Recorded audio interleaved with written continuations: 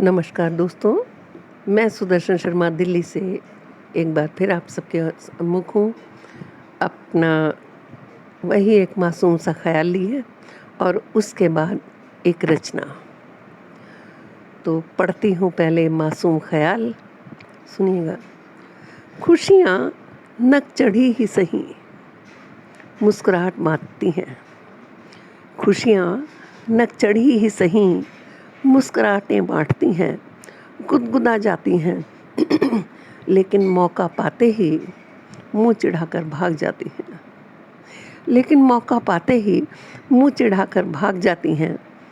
अंगूठा दिखाने के लिए, मुँह चिढ़ाने के लिए, नाक चढ़ाकर जाने के लिए, ए खुशी आ तो सही, ए खुशी आ तो सही।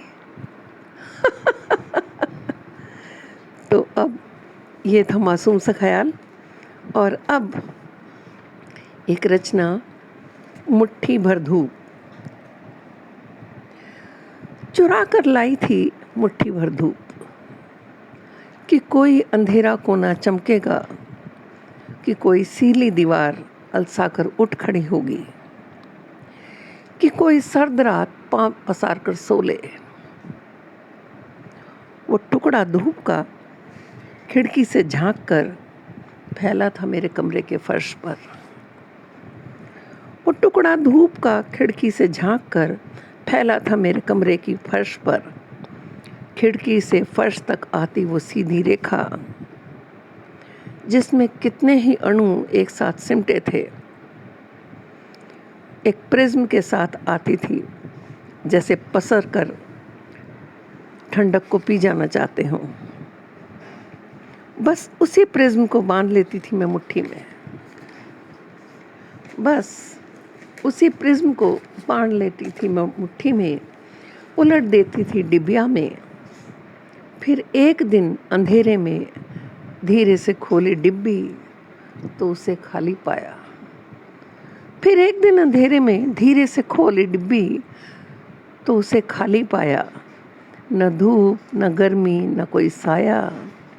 देर तक मन को फिर समझाया, रात के आगे धूप नहीं टिकती, रात के आगे धूप नहीं टिकती।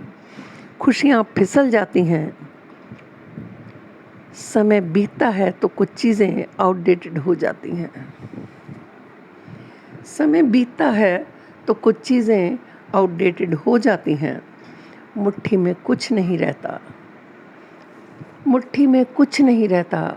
मुट्ठियाँ खोलनी पड़ती हैं, मुट्ठियाँ खुली ही रह जाती हैं, मुट्ठियाँ खुली ही रह जाती हैं।